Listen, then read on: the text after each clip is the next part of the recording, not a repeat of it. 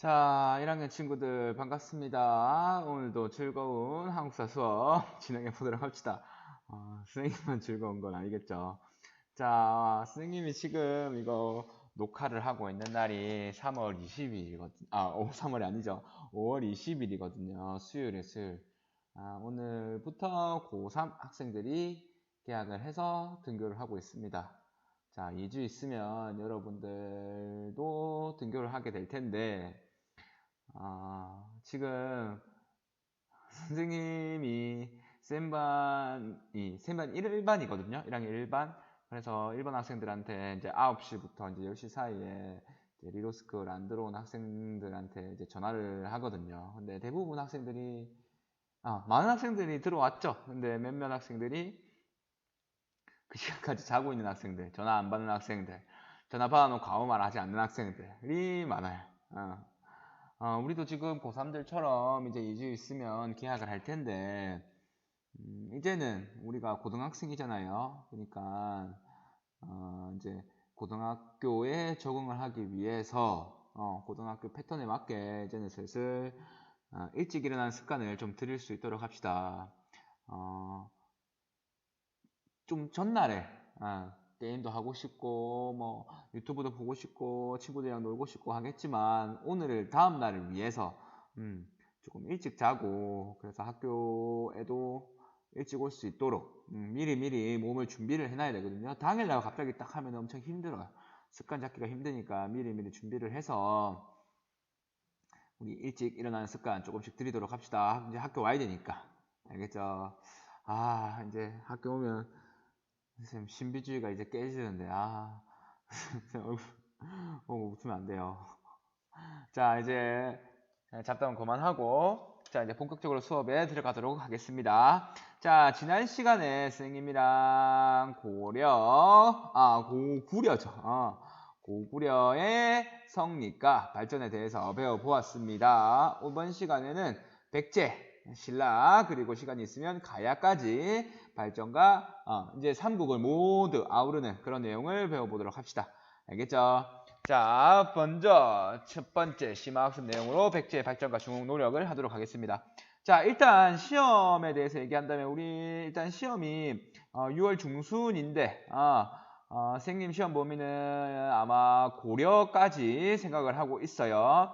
자, 그렇기 때문에 선사시대하고 고조선하고 삼국시대하고 남북국 시대하고 고려 이 정도 내용이 들어갈 겁니다. 그래서 이때까지 진도는 이미 다 나갔고 선생님이랑 지금 1학년 공통으로 하는 이 교재를 바탕으로 해서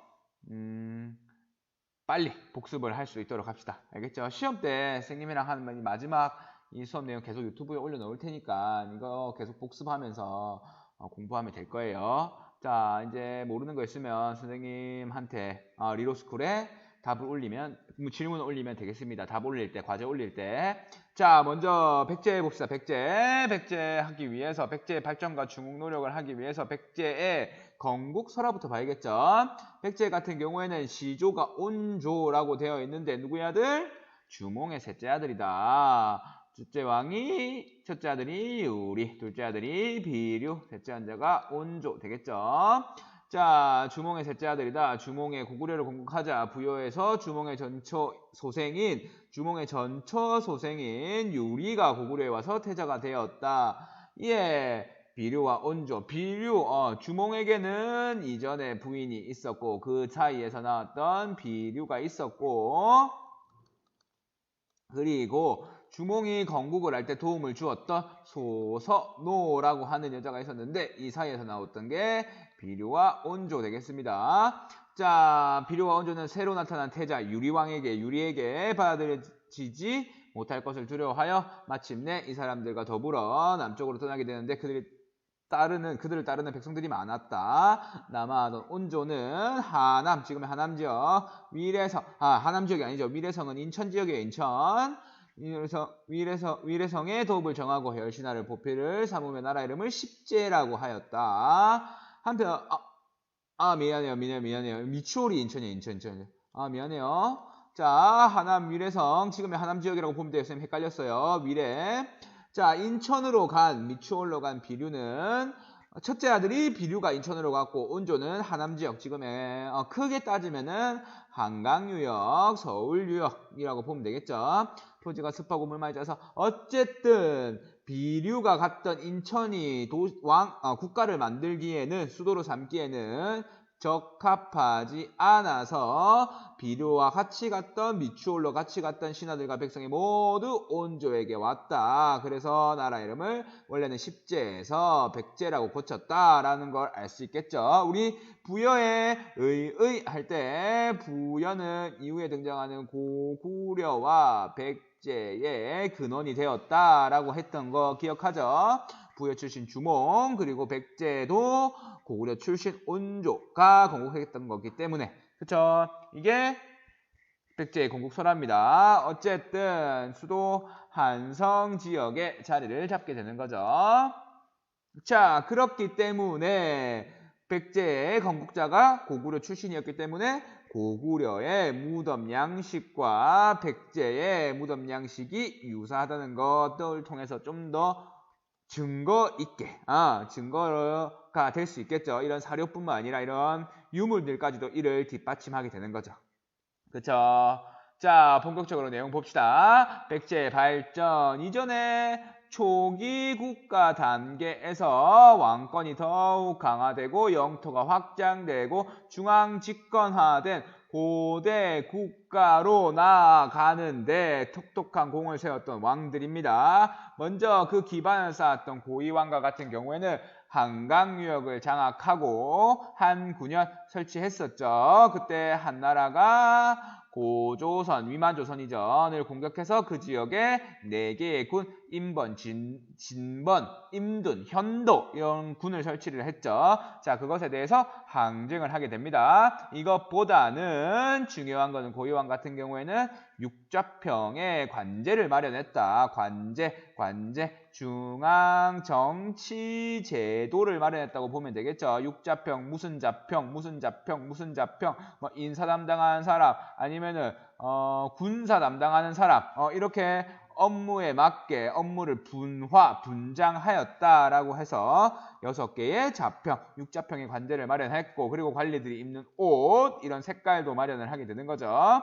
자, 스님이 관복이란 것 자체가 관직의 등급에 따라서 옷을 달리 입음으로 해서 위계 서열을 갖추고 최상위에 누가 있다고? 왕이 있다고. 그래서 왕의 권위를 더욱더 강화시키게 되고 통치에도 도움이 되게 되는 거겠죠.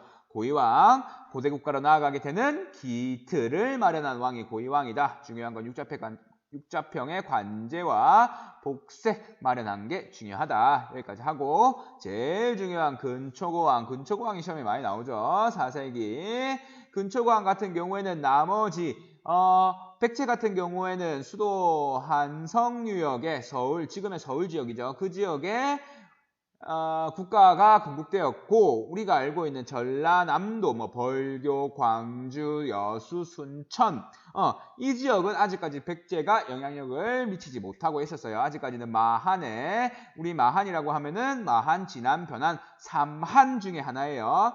이 마한의 여러 소국들이 아직까지 전라도 남부 지역에 아직 남아 있었던 상황이었죠. 백제 같은 경우에는 초기에는 영향력이 이렇게 한반도 중부 유역까지 밖에 미치지 못했기 때문에 이 지역, 전라남도 지역에 있던 마한 세력까지 통합을 했죠.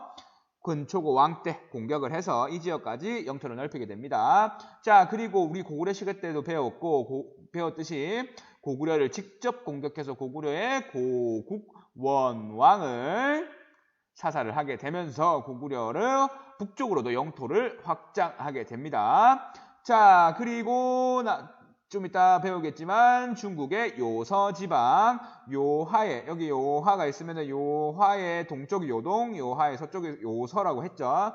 중국 지역 요서까지 진출을 하고 일본의 규슈 지방까지 진출을 해서 교류를 하게 됩니다. 자, 그리고 왕권을 강화하기 위해서 우리 고구려 시대 때도 배웠죠. 왕권을 강화하기 위해서는 다음 왕위를 누구에게 전해줄 것인지 이런 왕위 계승 문제가 안정이 되어야 하는데 이 안정을 시키기 위해서 왕위는 누구에게만 전해진다? 아들에게만 전해진다. 그렇기 때문에 다음 왕위를 둘러싸고 이런 내분이 일어나지 않게 되면서 왕권이 안정되고 왕권은 더욱 강화될 수 있겠죠. 그래서 근초고왕 같은 경우에는 이게 다 중요해요. 남쪽으로는 마한 정복, 마한 통합을 하고 북쪽으로는 고구려를 정복하고 정복은 아니겠지만 고구려 지역을 공격을 해서 영토를 차지하고 그리고 적극적인 대외 진출에 나서게 되면서 안으로는 왕권을 강화시키는 딱 여기에 막 부합하는 거게 되겠죠. 고대 국가로 나아가게 되는. 그리고 그 다음으로 중요한 침류왕 때 이제 사상적으로 여러 통합적인 사상 여러 개별적이었던 이런 원시 신앙들 이런 것들 한쪽으로 통합할 수 있고 넓어진 영토에 따라서 그 넓어진 영토의 백성들을 묶을 수 있는 통합된 종교 불교를 중국으로부터 받아들여서 공인을 하게 됩니다. 중국에 있는 동진이라고 하는 나라를 통해서 동진으로 나라로부터 받아들이게 됩니다. 알겠죠? 제일 중요한 거 근초고왕이 아마 제일 중요할 거예요. 그리고 침류왕 때 불교를 공인했다. 이런 과정을 통해서 일본이 백제가 고대국가로 나아가게 됐다. 큐슈가 있어가지고 선생님 일본이란 말이 튀어나왔네. 자, 고대국가로 나아가게 되는 기반을 마련하였다. 고대국가로 나아갔다. 정도까지만 알면 되겠습니다. 지도를 보겠습니다.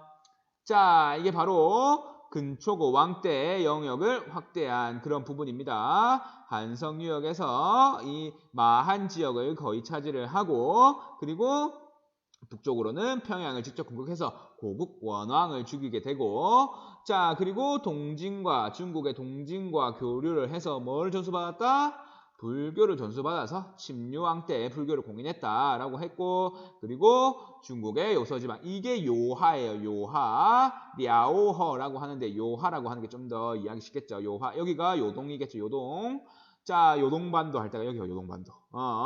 자 요서지역 일본의 큐슈 지역까지 진출한 이 근초고 왕의 당시의 지도가 되겠습니다. 그리고 이 당시에 일본에서 발굴되는 이 칠지도 여기에 글이 적혀 있는데 여기에 근초고 왕이 하사했다. 이런 내용을 통해서 무슨 관계? 백제와 왜가 이 당시에 관계를 맺고 있었다. 교류를 하고 있었다라는 거 알 수 있겠죠. 하사했다. 하사. 하사라는 건 윗사람이 아랫사람에게 내리는 거겠죠. 알겠죠?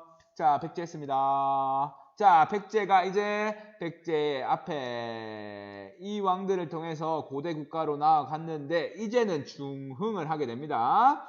자, 하지만 한번 삐끗하게 되는데 그때가 바로 고구려가 남진 정책을 실시합니다. 누구?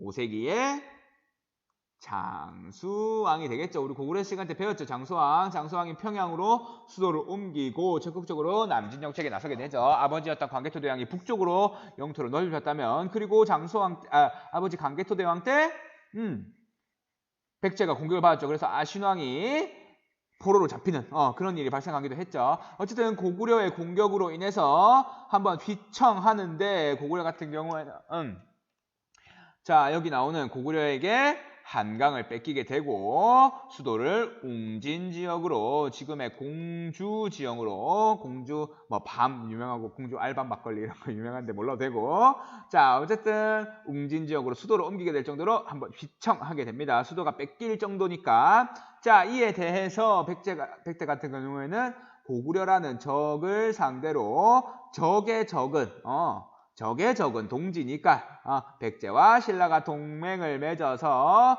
고구려에 저항을 하려고 노력을 합니다. 자, 그래서 당시에 어떻게 동맹을 맺었냐면 당시에 백제의 비류왕, 신라의 눌지왕, 이게 백제의 공주를 신라 눌지왕의 부인으로 시집 보내고 막 이런 방식을 통해서 동맹을 맺게 되거든요. 누구를 대항하기 위해서? 고구려를 대항하기 위해서. 고구려 중에서 누구? 장수왕이 대항하기 위해서.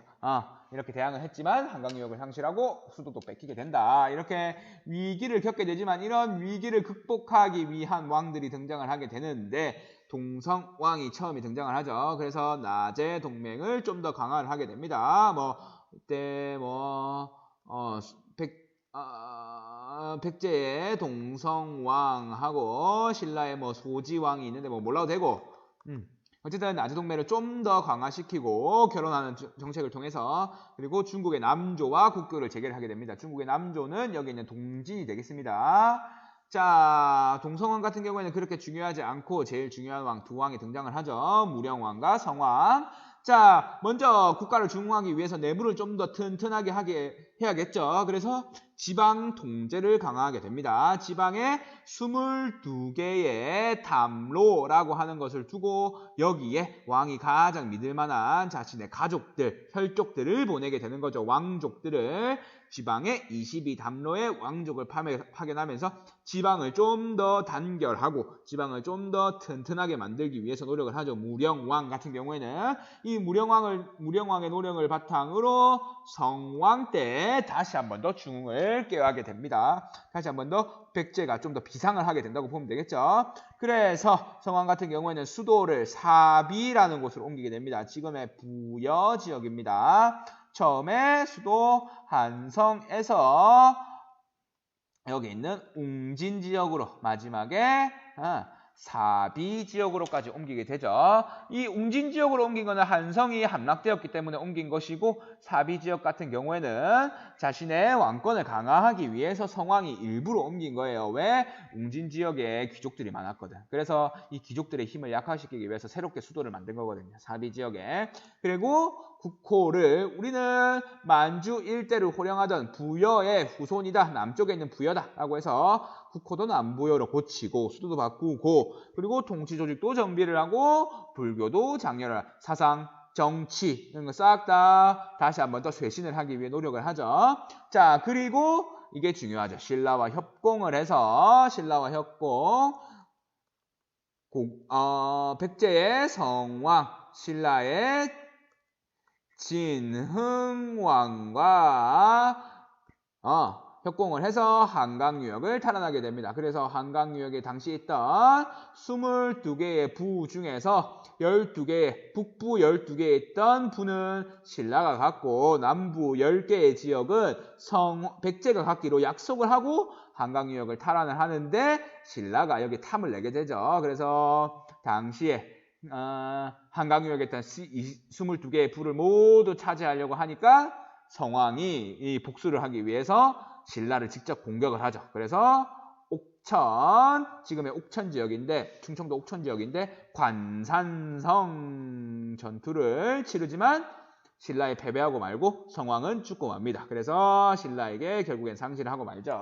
이렇게 중국 노력을 했다는 거 정도 알면 되겠습니다. 이런 내용, 사비천도를 했고 남부여를 했고 그리고 신라와 협공해서 한강유역을 탈환하려고 했다라고 하면 누구? 성왕이라고 하면 되겠습니다. 우리 배웠습니다. 다 이거. 자, 이렇게 중흥하려고 했던 백제가 성왕이 죽으면서 점점 쇠퇴를 하게 되는데 결국에는 백제가 멸망을 하게 되겠죠. 누구의 공격으로? 나당연합군의 공격을 받아서 몇 년에? 660년에 멸망을 하게 됩니다. 자세한 거, 그림 같은 경우에는 이 관련해 가지고는 좀 이따 신라 할 때 또 배워보도록 하죠. 어쨌든 김춘추의 노력으로 나당연합군이 결성이 되고 뭐 서로의 요구가 있었겠죠. 자, 그렇게 해서 백제는 멸망을 하게 되고 수도였던 사비성이 함락되면서 누구 때? 의자왕 때. 그쵸? 그리고 사비성이 함락되기 전에 황산벌 전투 때 끝까지 싸웠던 장군 누구? 황산벌의 계백장군이 삼천결사대를 이끌고 나당연합군에 맞서지만 결국에는 패배를 하게 되고 결국에는 사비성까지 함락되면서 백제는 멸망을 하게 됩니다. 하지만 백제가 멸망되고 난 이후에도 당시에 왕자였던 부여풍이나 뭐 복신, 도침 막 이런 사람들이 임존성, 주류성, 임존성 이런 성들에서 끝까지 백제를 부흥하기 위해서 노력을 하면서 신라의 대항해서 전투를 치르게 되죠. 그리고 당시까지 아까 칠지도를 통해서 알 수 있었죠. 백제하고 왜는 이전부터 교류 관계를 맺고 있었기 때문에 왜가 백제를 돕기 위해서 지원군을 파견을 하죠. 663년에. 그래서 백강 전투를 치르게 되지만 결국엔 어떻게 됐다? 고구려는 패배를 했다. 미안해요. 지금 종이 쳐가지고 좀 말문이 막혔어요. 자, 어쨌든 왜와 백제의 아이고 미안해요. 왜와 백제 연합군과 나당 연합군과의 전투에서 백강 전투에서 백촌강 전투라고 하는데 이 전투에서 왜와 백제가 패배를 하게 되면서 이제 부흥운동은 실패로 끝나고 맙니다. 알겠죠? 백제는 여기까지 앞에 고대 국가로 나아가기 위해서 노력했던 왕들 고이왕, 근초고왕, 침류왕, 주영왕거는 근초고왕 그리고 중흥을 위해서 노력했던 무령왕, 성왕의 업적들 중요하겠죠. 그리고 백제가 멸망하는 과정 그리고 멸망한 이후에도 부흥운동이 인존성, 주류성에서 왕자였던 부여풍, 당시 관리들이었던 복신, 도침 이런 사람들을 중심으로 해서 이름 몰라도 돼요. 자, 어쨌든 부흥운동이 전개됐다. 그런 과정에서 백촌각, 백강 전투까지 치러졌지만 패배를 해서 실패를 했다. 정도까지만 하면 되겠습니다. 백제는 여기까지 하겠습니다. 자, 이제 삼국을 통일한 신라에 대해서 배워보도록 하죠. 자, 지금 수업시간 20분 지났네요. 조금만 더 합시다. 자, 신라의 성장. 신라 같은 경우에는 우리 삼한 중에서 마한, 진한, 변한이 있다고 했죠. 진한 같은 경우에는 12개의 소국으로 이루어지는데 그 중에 하나였던 사로국이 진한 소국 중 하나인 사로국에서 출발을 했죠. 자, 박격거세가 건국했고 기원전 37년에 건국되었다고 삼국 사기에 기록되어 있습니다. 자, 그때 박격거세가 건국하고 이때 통일하는 과정에서 박격거세, 김말지, 석탈해 이런 사람들이 신라가 건국되는 사로국이 나머지 소국들을 병합해서 신라라고 나아가게 되는 과정에서 엄청난 공을 세웠기 때문에 이 사람들이 돌아가면서 왕을 하였는데 이후에 후손들도 이 박씨, 김씨, 석씨, 박석김이 돌아가면서 왕이 되었습니다. 자, 여기 니사금, 이사금이라고 되어 있는데 신라 같은 경우에는 정치적 지도자를 왕이라고 하지 않고 왕이라는 건 중국식 명칭이거든요. 그래서 중국과 교류가 적었던 신라 같은 경우에는 정치적 지도자를 이르는 명칭이 조금 자기들만의 독특한 이름이었어요. 그래서 니사금이 뭐냐면 우리가 정치적 지도자가 있으면 여러 후보들이 있을 거잖아요. 그 중에서 딱 떡을 입으로 꽉 깨물어. 떡을 딱 깨물어서 보이는 이빨 자국 있잖아요. 거기서 이빨 자국이 많은 사람을 이사금이라고 그랬어요. 닉금이라고 하는데 이사금이라고 했어요. 그 사람을 지도자로 뽑았어요. 좀 독특한 방식인데, 자, 이가 많다는 것은 나이가 많다는 거고, 나이가 많은 연장자는 지혜가 많다는 것이기 때문에 좀 이상한 논리긴 하지만 어쨌든 이런 지혜가 많은 사람을 뽑기 위해서 이가 많은 그런 사람들을 지도자로 뽑았습니다. 그 사람을 니사금이라고 했습니다. 왕이라고 생각하면 되겠죠. 왕. 자, 원래는 이전에 차차웅이라고 하는 이거는 무당을 말하는 거거든요. 이게 신라에서 왕을 이루는 명칭이에요. 처음에는 거서간 이런 명칭도 있었고. 자, 이거 이사금도 연령이 많았던 연장자라고, 이사금은 연장자라고 보면 됩니다. 자, 나중에는 내무랑 때는 이게 마립간이라고 하는 명칭으로 바뀌고 나중에 지지광 때 왕이라는 명칭을 쓰게 되거든요. 어쨌든 왕의 변천, 왕 이름의 변천이 있었는데 신라 같은 경우에는 중국과 교류를 하지 못했기 때문에 신라는 독특한 왕을 이루는 명칭이 있었습니다. 어쨌든 박씨, 석씨, 김씨가 돌아가면서 왕을 했었는데, 자, 선생님이 아까 왕권이 강화되기 위해서는 먼저 왕권이 안정이 돼야 된다고 그랬죠. 왕권이 안정되기 위해선 다음 왕이 누가 될지 정확하게 정해져 있어야 된다고 했죠. 자, 내무랑 같은 경우에는 그 왕권 안정을 위해서 여기 나오는 김씨만 이제부터 왕위를 이어받을 수 있게 김씨 왕이 세습권이 확립이 됩니다. 그래서 내물계 김씨만 이제 왕이 되는 거죠. 내물왕의 후손 왕이 되는 겁니다. 자, 그리고 왕권 강화를 하기 위해서 이제는 이름 뭐 나이 많은 사람 이런 사람 아니고 정치적으로 우수한 이런 그런 사람들만 지도자가 될 수 있고 명칭도 마립간이라고 하는 정치적 지배자를 이르는 명칭을 왕으로 쓰게 됩니다. 마립간. 그래서 내물왕이라고 적었지만 정식으로는 내물마립간이 되겠죠. 마립간. 내물마립간. 자, 그리고 우리 배웠듯이 400년에 어떤 일이 일어났죠? 누가 쳐들어와? 누가 쳐들어와? 왜가 누가 쳐들어와? 신라를 쳐들어오죠. 왜가 신라를 쳐들어오죠. 그때 왕이 내물마립간이라고 했죠. 하지만 이거를 막을 수 없었던 내물마립간은 누구에게 구원 요청했네? 고구려에게 도움을 요청을 하죠. 고구려 당시 왕 누구? 광개토대왕. 그래서 고구려의 도움으로 가야 외 연합 세력을 격퇴를 하게 되죠.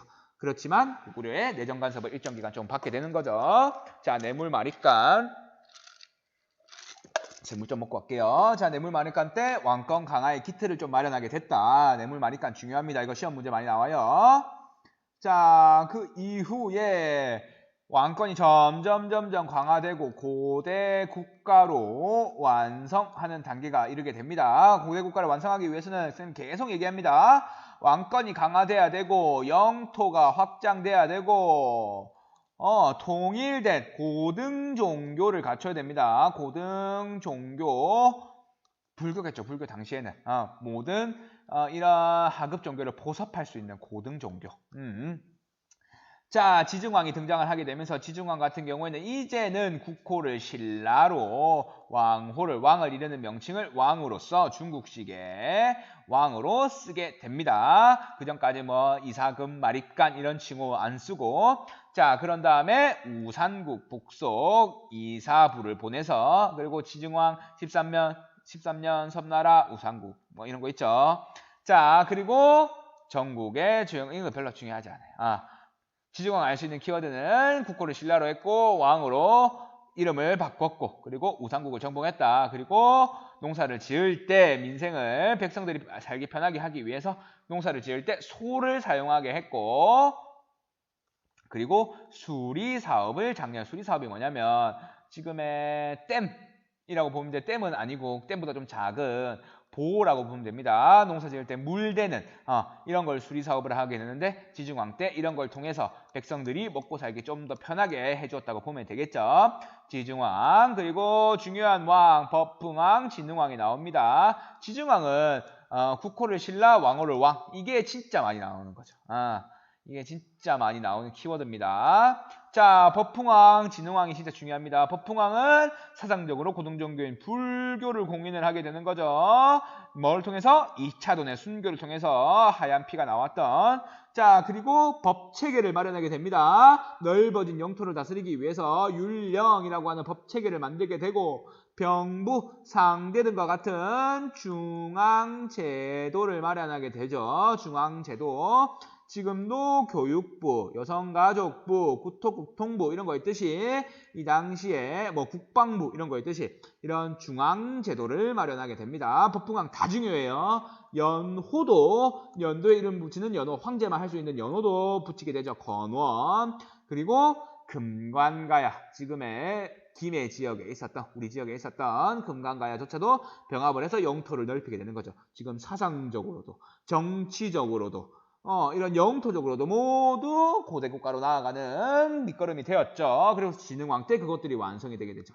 자, 진흥왕 같은 경우에는 법흥왕을 이어서 영토를 확장을 나서게 되는데 화랑도를 국가적인 조직으로 개편. 원래 화랑도는 청년들의 자기 몸을 단련하는 숙련하는 그런 단체였어요. 공부도 하고 유교 공부도 하고 산천을 떠돌아다니면서 자연도 공부하고 뭐 이런 청소년 단체였는데 이거를 이제 국가적인 조직으로 개편을 하게 되는 거죠. 자, 그리고 아까 얘기했던 성왕과 백제 성왕과 함께 한강을 공격을 해서 백제를 배신을 하고 한강 유역을 차지하게 되는 거죠. 자, 그리고 대가야 금강가야 때 금강가야는 법흥왕을 대가야 가야는 아직까지 여러 가야 소국의 연합 단계에 이르게 있었는데 가야 소국 단계에 있었는데 원래 이 소국들을 아우르는 맹주가 금관가야였는데 이 금관가야가 법흥왕에게 병합이 되니까 이제는 대가야, 고령 지역에 있던 대가야로 옮기게 되는데 이 대가야마저도 정복이 되게 되면서 과야는 이제 멸망을 하게 됩니다. 진흥왕 때 완전하게 멸망을 하게 되죠. 자, 그리고 북쪽으로 나아가게 됩니다. 영토 확장을 나서게 되죠. 그래서 함경도 지방까지 북한 지역, 지금의 북한 지역에 있는 함경도까지 영토를 확장해서 직접 진흥왕이 갔다고 해서 순수비, 내가 이곳에 왔다 라는 걸 알리기 위해서 각 지역에 비석을 세우게 됩니다. 그와 관련된 지도 보도록 하죠. 영토 확장에 적극적으로 나서게 되는 진흥왕이 되겠습니다. 자, 이거는 법흥왕 때 불교를 공인하면서 세웠던 2차도는 순교비가 되겠습니다. 여기에 2차돈이 있고 2차돈에 목을 쳤을 때 흰 피가 솟았다는 걸 여기에 그림으로 표시를 하고 있죠. 자, 이 진흥왕 같은 경우에 여기 대가야를 공격을 했고 여기 대가야 공격했고 이거는 성왕이 공격했을 때 관산성 전투 성왕이 여기서 죽었죠. 관산성 전투를 통해서 이 지역까지 영토를 확장을 하게 됩니다. 그리고 고구려가 당시까지 내려온 것에 대해서 고구려까지 공격을 해서 여기에는 단양 적성비 좀 더 영역을 확대해서 황초령비, 마울령비 이런 것도 세우게 됩니다.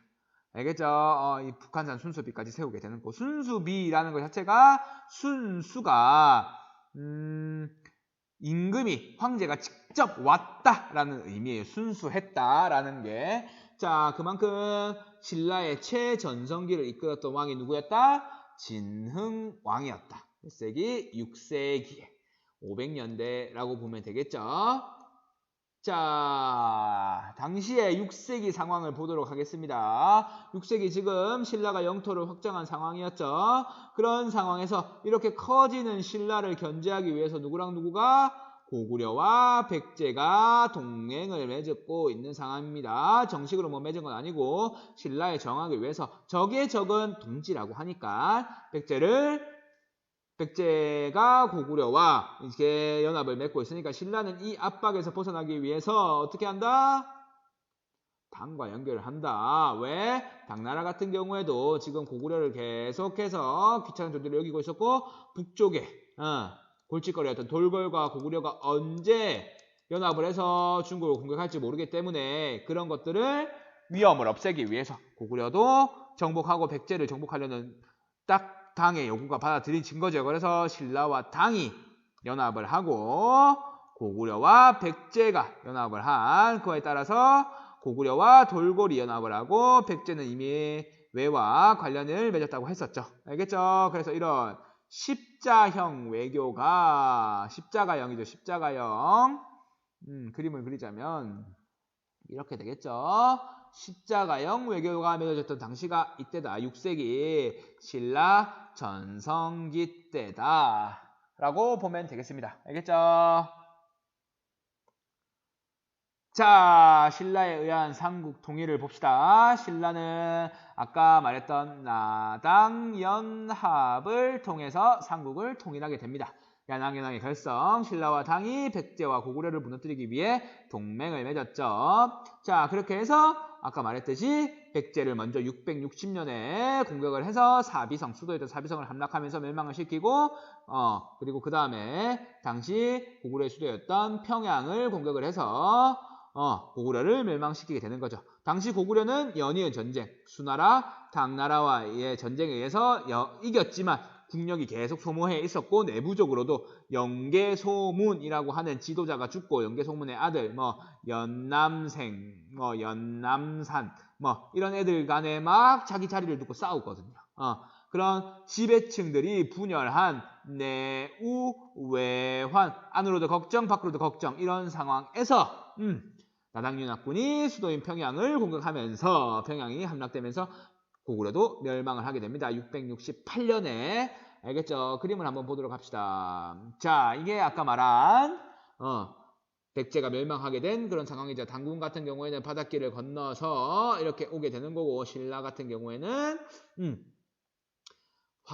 여기가 황산벌이에요. 황산벌 전투에서 계백 장군의 삼천결사대를 무너뜨리고 사비선까지 함락을 시키게 되는 거죠. 이 당군과 신라군이 연합을 해서 수도가 함락되면서 백제는 멸망을 하게 됩니다. 알겠죠? 자, 이 상황까지 했습니다. 자, 신라 삼국 통일 여기까지만 하도록 하죠. 선생님 가야는 하지 않을게요. 가야는 다음 시간에 할게요. 자, 신라가 삼국 통일을 하게 되죠.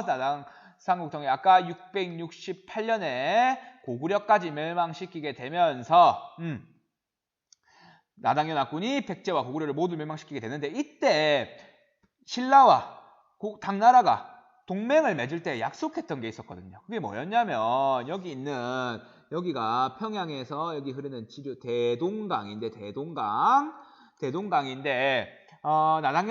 나당 동맹을 맺을 때 당나라가 우리 나당연합군이 승리해서 너희 삼국 통일이 되면은 이 대동강 이남의 땅은 너희가 다스리도록 인정해줄게. 그 대신 그 북쪽 지역은 다 누구 땅이다? 당나라 땅이다. 라면서 약속을 했던 거예요. 신라 같은 경우에도 이걸 받아들인 거죠. 그 전에 자기들이 가지고 있던 땅보다 훨씬 넓어지는 거기 때문에. 그랬는데 당나라는 호시탐탐 한반도 지역을, 만주 지역을 노리게 되는 거죠. 그래서 자신들의 지방 행정지역이었던 안동, 도호부라는 걸 고구려 지역에 설치를 하고 동쪽을 자기들 생각으로는 동쪽을 편안하게 할 지역이다. 도호부다라고 해서 고구려 지역에 안동, 도호부 설치하고 신라 지역에 계림, 도호부 아래를 도독부라고 해요. 그리고 백제 지역에 오군, 도독부 이런 거 설치하니까 신라는 이제 알게 된 거예요.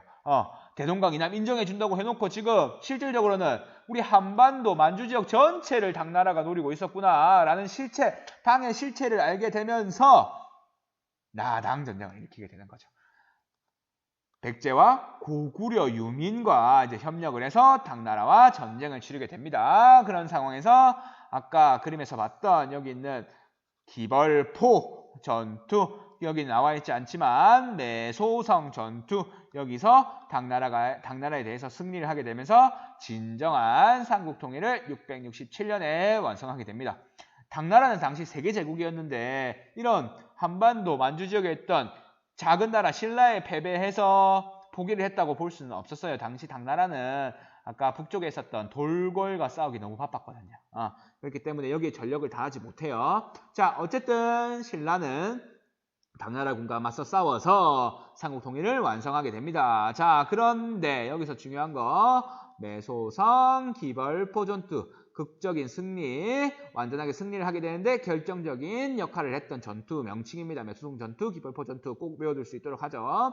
자, 제일 중요한 거 여기 나옵니다. 여기에 삼국 통일의 한계와 의가 좀 중요합니다. 이거 진짜 많이 나와요. 신라가 삼국을 통일했다는 것은 우리가 당나라를 무력으로 나당 전쟁을 통해서 무력으로 축출했다, 쫓아냈다라는 것을 통해서 자주적인 면모를 보이고 이제 더 이상 삼국 간의 전쟁이 이제 더 이상 없는 전쟁을 종결시켰다는 것과 그리고 이제는 본격적으로 통일된 국가를 바탕으로 우리 한민족의 문화를 만들 수 있는 기틀을 마련했다는 것에서는 엄청나게 의의가 있어요. 자, 하지만 한계는 무조건 반드시 있죠. 한계는 있었죠. 뭐였죠? 우리나라를 통일하는데, 삼국을 통일하는데 외부 세력이었던 당의 세력을 개입을 시켰고, 당의 세력을 끌어들였고, 그리고 지역도 대동강 이남 지역에만 확보를 할 수 있다는 것에 그쳤다는 것에 우리가 가지고 있었던 고구려의 강대한 영토를 잃었다는 것, 대동강 이남의 지역만 확보했다는 것, 거기에는 한계가 있겠죠. 이 신라 삼국 통일의 한계와 의의 반드시 외울 수 있도록 합시다. 알겠죠? 한계 두 개, 당의 외부 세력을 개입을 시켰다. 외세의 힘을 빌었다. 두 번째, 대동강 이남 지역만 확보해서 광대했던 고구려의 영토를 잃게 되었다라는 한계가 있지만 그래도 당군을 무력으로 축출하였기 때문에 자주적 면모를 보인다. 그리고 삼국 간의 전쟁을 종식시킴으로써 이제 더 이상 혼란의 시대가 아닌 평화의 시대가 도래하게 됐다. 그리고 통일된 국가를 바탕으로 우리 통일된 민족의 문화를 만들 수 있는 기반을 마련하게 되었다라는 것까지 알면 되겠습니다. 자, 오늘은 제일 먼저 백제, 그리고 신라, 그리고 신라의 삼국통일 과정까지 배워보았습니다. 다음 시간에는 뭐 할 거냐면 우리 배우지 않았던 우리 지역의 가야 배울 거고, 그리고 동일한 삼국을 통일한 신라, 그 신라에 대해서 한번 배워보도록 합시다. 알겠죠? 자, 모두 수고 많았습니다. 오늘 수업 여기까지 하겠습니다. 오늘 수고 많았어요. 오늘 수업 끝!